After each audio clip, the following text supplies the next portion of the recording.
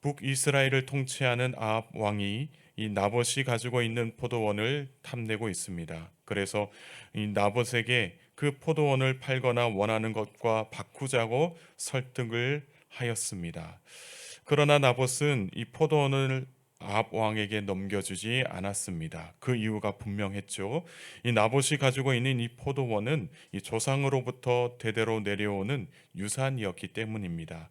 더 나아가 이 땅은 그들의 조상들이 하나님으로부터 받은 삶의 터전이었습니다. 하나님께로부터 받은 분깃을 이 사적인 이익을 위해 사고 팔고 하는 것은 하나님의 백성으로서 바람직하지 못한 일이었습니다. 그런데 아합은 이 백성의 토지임에도 탐하게 되는 그런 죄를 범하고 말았습니다. 그래서 아합은 자기가 원하는 것을 갖지 못하게 되어 병이 나고 말았습니다. 이를 지켜본 아내 이세벨이 그래서 아합 왕에게 이 나봇을 죽여서라도 포도원을 갖게 해주겠다고 약속을 하게 됩니다.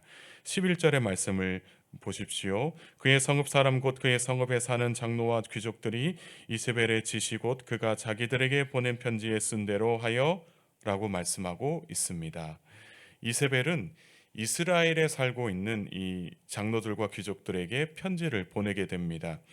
그리고 어떤 일을 지시하게 되는데 그것은 이 장로들과 귀족들이 앞장서서 이스라엘의 금식을 선포하고 나봇을 백성들 가운데 높이 앉히라고 그렇게 이야기를 한 것입니다. 이스라엘 전체가 금식을 하는 이유가 무엇이 있겠습니까? 지도자가 금식을 선언하는 이유는 고난의 원인을 찾고 하나님께 겸손히 간구하기 위해서 선포하는 것이었습니다. 그만큼 나라 가운데 큰 근심이 될 만한 일이 생겼을 때 함께 기도하자, 함께 금식하자라고 이야기를 했던 것입니다. 그런데 이세벨이 이 지도자들에게 금식을 선포하라고 하는 이유가 무엇입니까? 그것은 바로 나봇을 재판하기 위해서였습니다. 이 백성들이 나라를 어지럽힌 장본인이 누구냐 했을 때 나봇을 높은 곳에 앉히는 겁니다. 그래서 이때 불량배들이 나타나서 나봇이 하나님과 왕을 저주했다고 거짓 증언을 하게 만듭니다. 그래서 이 나봇으로 하여금 백성들의 원성을 받게 한 것입니다. 이 모든 사악한 계략을 이세벨이 아합 왕을 위해서 꾸몄다라는 것입니다. 그래서 이세벨의 이 악한 계획대로 나봇은 백성들이 던진 돌에 맞아서 죽임을 당하고 맙니다. 이 일이 있은 후에 이세벨이 상심하여 누워있던 아합 왕에게 나아갑니다. 그리고 나봇이 죽었으니 나봇의 포도원을 차지하십시오라고 이야기를 합니다. 그리고 이 아합은 이세벨의 말을 듣고서 곧장 일어나게 되죠. 일어나서 이 나봇의 포도원을 차지하기 위해서 내려가게 되는 것을 볼 수가 있습니다. 이 일을 통해서 우리는 이 아합과 이세벨이 얼마나 악한 왕인가, 얼마나 악한 왕비였는가라는 것을 알 수가 있습니다. 이들은 자신들이 원하는 것이 있으면 그것을 얻기 위해서 상대방에게 피해 주는 것을 마다하지 않았습니다. 아무런 죄가 없는 사람을 죽이면서까지 자신들의 욕심을 채우려고 했던 그런 악한 왕비였다라는 것입니다. 더군다나 아합은 죽은 백성들에 대해서 전혀 슬퍼하거나 안타까워하지 않았습니다. 오히려 그들이 가지고 있는 소유를 빼앗기 위해서 차지하기 위해서 내려갔다는 것을 보면 한 나라를 통치하는 왕으로서는 부적합하다는 것을 보여주는 것이나 다름이 없습니다. 여러분, 다스림의 의미는 좋은 것을 빼앗거나 아래 사람을 하대하는 것이 아니라 보호하고 살피는 것을 의미합니다. 그런데 아합은 백성들을 잘 다스리기 위해서 노력하기보다는 그들의 소유를 빼앗기 위해서 악한 일을 꾸미는 매우 사악한 왕이었다는 것을 보여주고 있습니다. 그래서 하나님께서는 엘리야를 아합 왕에게 보냅니다. 그리고 하나님의 심판을 전하라라고 말씀을 하십니다. 19절의 말씀을 제가 읽겠습니다. 너는 그에게 말하여 이르기를 여호와의 말씀이 내가 죽이고 또 빼앗았느냐고 하셨다 하고 또 그에게 이르기를 여호와의 말씀이 개들이 나봇의 피를 핥은 곳에서 개들이 내 피 곧 내 몸의 피도 핥으리라 하였다 하라 말씀하고 있습니다. 하나님께서 엘리야에게 아합의 죄에 대해서 이야기를 하라 말씀하십니다. 그리고 나봇이 죽은 그곳에서 내가 죽게 될 것이다 라고 말씀하라고 전하라고 하십니다. 그래서 엘리야는 하나님께서 말씀하신 대로 아합 왕을 만나서 그 말을 전하려고 합니다. 그럴 때 아합이 엘리야를 보자마자 나의 대적자여 라고 이야기를 합니다. 지난날에 아합이 엘리야에게 이스라엘을 괴롭게 하는 자라고 했던 것처럼 적대적인 감정에서 아합은 선지자들을 이런 식으로 불렀다는 것을 알 수가 있습니다. 그러니까 하나님께서 나에게 정말로 필요한 말씀을 주신다. 그때의 선지자들을 내가 만났다. 그래서 선지자를 통해서 하나님의 말씀을 들어야 하겠다라는 말보다는 나를 괴롭게 하는 자, 나를 적대하는 자라고 보았던 것입니다. 그리고 나서 아합은 나를 찾은 이유가 무엇이냐고 물었습니다. 그때의 엘리야는 내가 스스로 죄의 노예가 되어 여호와 앞에서 악을 행하였으므로 하나님께서 너와 내게 속한 남자는 모두 멸하게 되는 심판을 받게 될 것이다라고 말씀을 전합니다. 그리고 나서 아합 곁에서 악한 일을 꾸몄던 이세벨도 죽게 될 것이고 그래서 개들의 먹이가 될 것이고 아합에게 속한 자들도 다 개들이나 공중의 새의 먹이가 될 것이다라고 경고를 했습니다. 심판을 하게 되는 것이죠. 그리고 나서 25절과 26절의 말씀에서는 아합의 집이 왜 하나님의 심판을 받게 되었는지 그 이유에 대해서 설명을 하고 있습니다. 25절의 말씀을 제가 읽겠습니다. 예로부터 아합과 같이 그 자신을 팔아 여호와 앞에서 악을 행한 자가 없음은 그를 그의 아내 이세벨이 충동하였음이라 말씀하고 있습니다.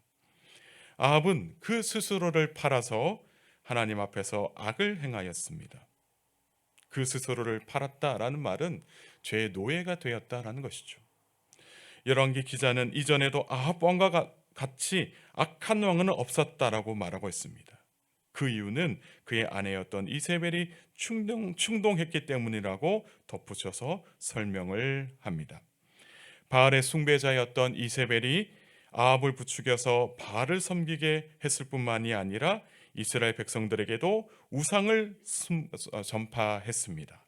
또한 하나님의 선지자들과 일반 백성들까지도 서슴없이 죽였던 그런 이세벨이었습니다.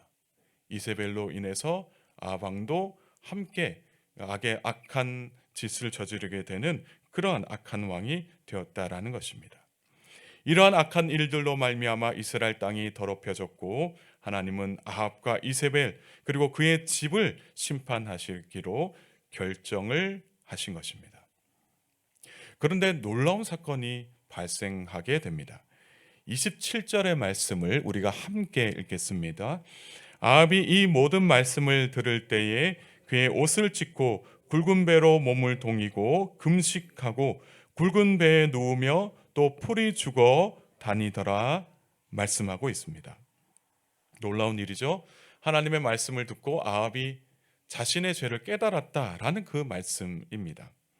엘리야가 전한 하나님의 심판에 관한 일을 다 들은 아합이 회개하기 시작한 것입니다. 그는 자신의 옷을 찢고 굵은 배로 몸을 동이고 금식하면서 굵은 배에 누웠다라고 성경에서 증언하고 있습니다. 아합은 자신의 잘못을 인정했고 그에 대해서 금식하면서 회개했습니다. 사실 그가 이렇게 회개를 했다고 할지라도 인간적인 입장에서 보자면 그는 하나님의 긍휼을 입을 수 없는 자다라고 생각할 수가 있습니다. 왜냐하면 그는 한 나라를 우상의 밭으로 만들었을 뿐만이 아니라 하나님의 선지자 그리고 무고한 백성들을 죽인 사악한 왕이었기 때문입니다.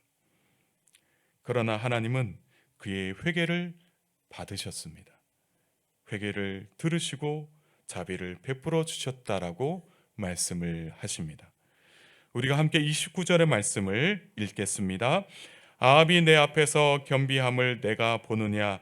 그가 내 앞에서 겸비함으로 내가 재앙을 저의 시대에는 내리지 아니하고 그 아들의 시대에야 그의 집에 재앙을 내리리라 하셨더라. 아멘.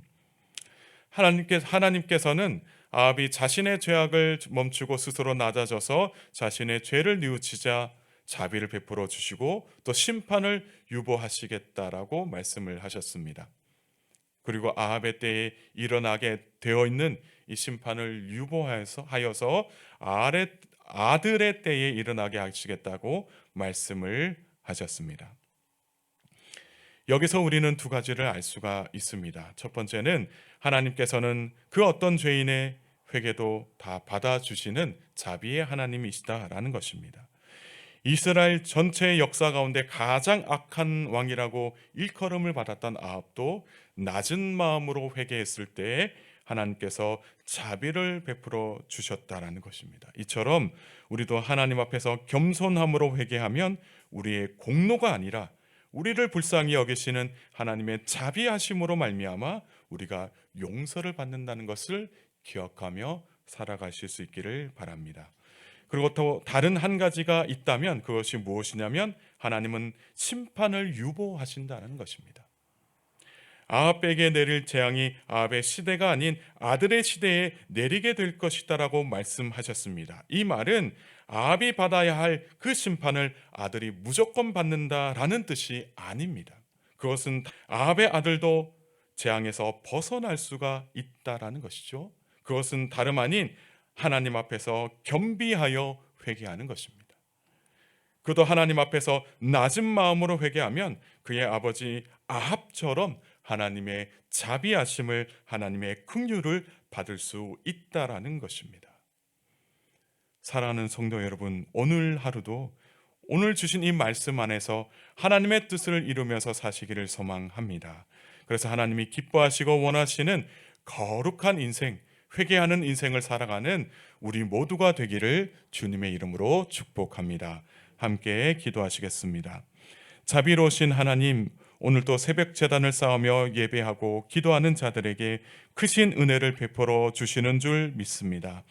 아합이 스스로가 죄의 노예가 되었고 이세벨이 옆에서 죄를 저지르도록 부추겨서 하나님 앞에서 큰 죄악을 저지르며 이스라엘 땅을 더럽혔다는 것을 말씀을 통해 보았습니다. 주님, 우리도 그들과 다를 바 없는 죄인임을 고백합니다.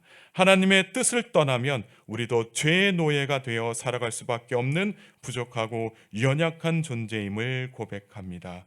하나님의 말씀 앞에서 우리의 잘못된 말과 행동들이 드러날 때마다 겸손하게 무릎을 꿇고 회개하여 죄사함의 은혜를 받는 우리 모두가 되게 하옵소서.